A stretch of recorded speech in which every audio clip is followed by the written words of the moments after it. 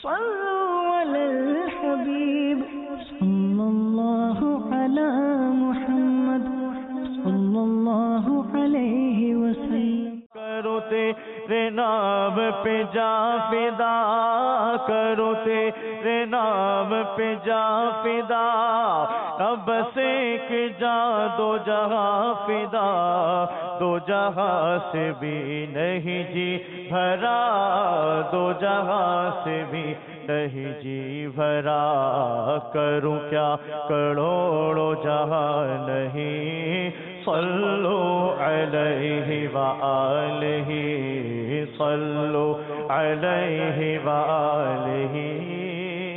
یعنی عشق الہی اور عشق رسول کو اس دو شعروں سے سمجھے اعلیٰ حضرت کے، کہ اعلیٰ حضرت کو سرکار صلی اللہ تعالی علیہ وسلم کے عشق و محبت اور آپ کی شفاعت و مدد پر ایسا بھروسہ ہے کہ ہے یہ امید رضا کو تیری رحمت سے شہا.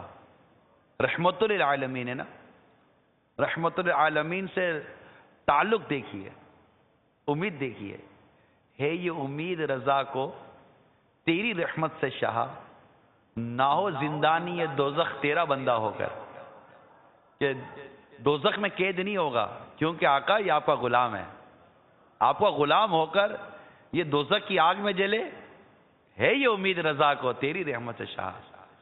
اور ایک جگہ پر ایک اور مقطع میں اعلیٰ حضرت لکھتے ہیں کہ بہت قیامت میں یوں ہوگا، اور بہت پریشانیاں لکھی اعلیٰ حضرت نے نا، کہ یہ ہوگا، یہ سے ایسا ہو سکتا ہے، یوں ہو گیا تو کیا ہوگا، یہ ہو گیا تو کیا ہوگا، کیا ہونا ہے، کیا ہونا ہے، کیا ہونا ہے والا جو کلام ہے، اس کے آخر میں کیا لکھتے ہیں؟ کیوں رضا کرتے ہو ہنستے اٹھو، کیوں رضا کرتے ہو ہنستے اٹھو، جب وہ غفار ہے کیا ہونا ہے،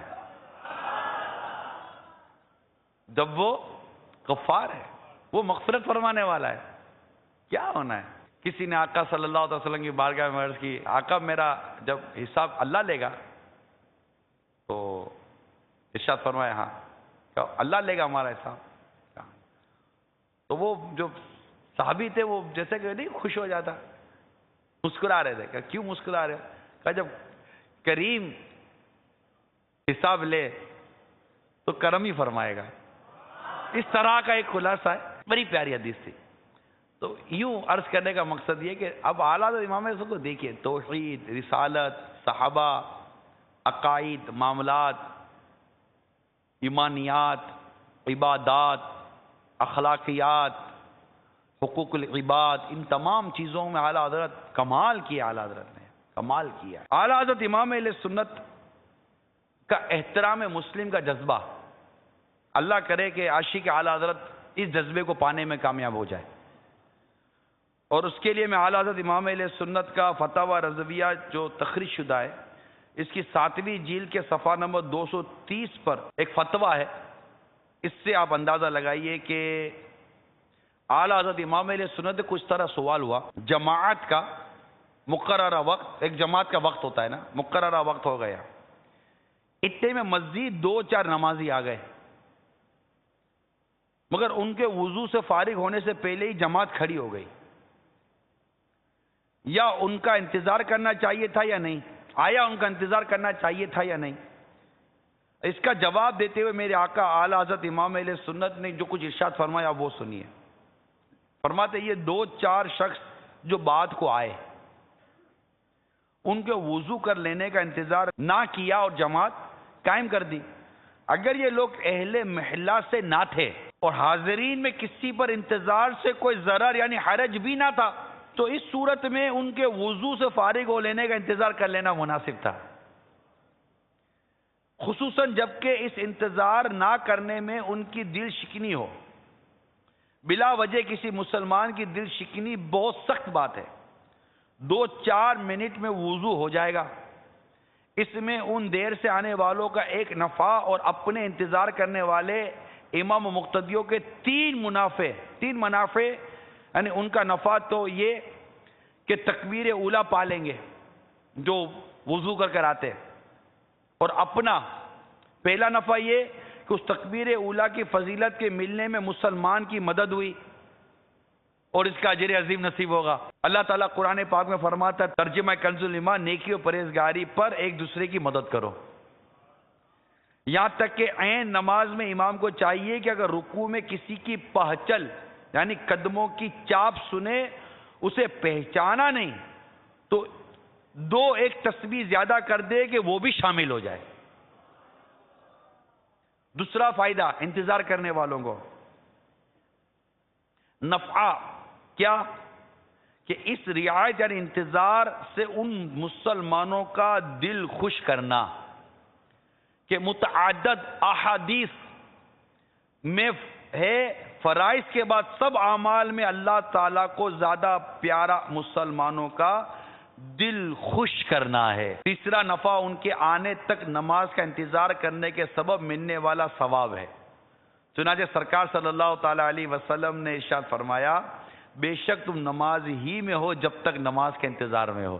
اب غور کیجئے، ایک سوال تھا کہ اس طرح ان کا انتظار نہ کیا گیا اور جماعت قائم کر دی گئی تو ان کا انتظار کرنا چاہیے تھا یعنی اعلیٰ حضرت نے کتنا خوبصورت نپا تلا کہ یوں ہوتا تو یہ کر لیتے، یوں ہوتا تو یہ کر لیتے۔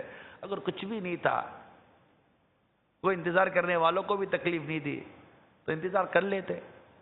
پھر انتظار کرتے تو تمہیں جن کا انتظار کیا گیا ان کو تکبیر اولیٰ مل جاتی اور تمہیں یہ 3 عظیم اجر و ثواب کے تو مستحق بن جاتے۔ اس پر غور کیجئے کہ لوگوں کی مدد کرنے کے حوالے سے، مسلمانوں کو خوش کرنے کے حوالے سے، مسلمانوں کے ساتھ نیکی اور پرہیزگاری میں تعاون کرنے کے حوالے سے اعلیٰ حضرت امام اہل سنت نے کتنی مدنی سوچ عطا فرمائی۔ تو عاشق اعلیٰ حضرت کو کیسا ہونا چاہیے؟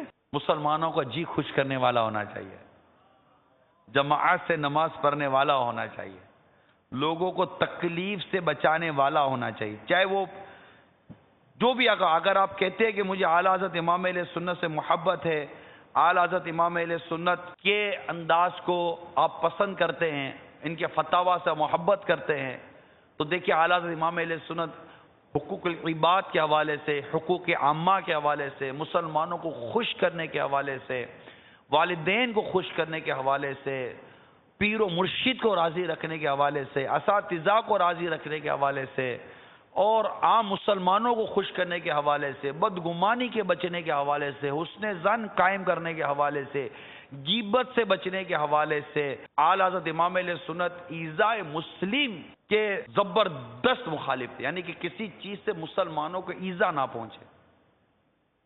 ایذا پہنچانا یہ اعلیٰ حضرت کی ڈکشنری میں نہیں تھا، معافی و درگزر فرماتے تھے اور اسی کا درس دیتے تھے۔ اگر کوئی سوال کرتا، اس سوال کے اندر کسی مسلمان کی بدگمانی کا پہلو ہوتا تو سوال کا جواب تو عطا فرماتے، مگر ساتھ ساتھ اس کو اس کی بدگمانی پر آگاہ کرتے کہ تم نے بدگمانی کیوں کی، تم نے یہ جملہ کیوں استعمال کیا، اس سے تمہاری کیا مراد ہے، کیا چاہتے ہو یہ پوچھ کر۔ تصوف بھرا ہوا ہے فتاوی رضویہ کے، واقعی تصوف بھرا ہوا ہے، فقہ بھرا ہوا ہے، عقائد کا بیان کیا نہیں اعلیٰ حضرت کی تعلیمات کے اندر۔ بیٹھ رہے ہیں، بات کر رہے ہیں، نکل رہے ہیں، مثال کے طور پر دروازے سے باہر جا رہے ہیں، پہلے آپ نکل جائیے، نہیں آپ نکلیے، وہ جو دروازہ گھومتا ہے، نہیں پہلے آپ نکلیے، نہیں آپ پہلے پلیز آپ آگے بڑھیے، یہ نہیں پہلے آپ کر لیجیے، تھوڑا سا یوں سرک جائیے، آپ بیٹھ جائیے، اب ٹھیک ہے، معافیاں مانگتا رہے، لوگوں کو خوش کرتا رہے، دل خوش کرتا رہے۔ اور جس کو نیکی کی دعوت دینی ہے، تبلیغ دین کرنا ہے، اس کو تو ویسے ہی لوگوں کو خوش کر رہا ہے۔ غم خواری، دل جو، یہ کیا ہے؟ یہ کرنے والے نیکی کی دعوت کی دھومیں مچاتے ہیں، لوگ ان سے محبت کرتے ہیں، لوگ ان سے الفت کرتے ہیں، لوگ ان کی بات سنتے ہیں، لوگ ان کی بات مانتے ہیں، جو اس انداز سے نیکی کی دعوت کو عام کرتے ہیں، جو اپنی زندگی جیتے ہیں، خود غرضی کی زندگی جیتے ہیں۔ یہ نہیں، عالم دین خود غرض کیسے ہو سکتا ہے؟ اس نے تو علم دین حاصل کیا ہے کہ خود کو بھی فائدہ دے اور دوسروں کو بھی نفع پہنچائے۔ تو اے اعلیٰ حضرت سے عشق و محبت کا دب بھرنے والوں، فرض علوم حاصل کرنے، غیبت میں ایذاء مسلم ہے، تہمت میں ایذاء مسلم ہے، بہتان میں ایذاء مسلم ہے۔ کسی کو اگر آپ جھوٹ بولیں گے تو اس کو تکلیف نہیں ہوگی، ایذاء مسلم ہے۔ یعنی ایذاء مسلم کے تصور کو سامنے رکھیے، گھر کے اندر گھر کے باہر، کاروبار کے اندر آپ کسی کو ملاوٹ والا مال دو گے، اگرچہ ملاوٹ کے دیگر احکام بھی سے، اس میں ایذاء مسلم ہے یا نہیں ہے؟ کسی کو مہنگا مال دے دو گے، اس میں ایذاء مسلم ہے یا نہیں ہے؟ اب آپ غور کرتے جائیے اور پھر اس حدیث کو سامنے رکھیے کہ مسلمان وہ جو اپنے لیے پسند کرتا ہے اپنے بھائی کے لیے بھی وہی پسند کرتا ہے۔ صلوا علی الحبیب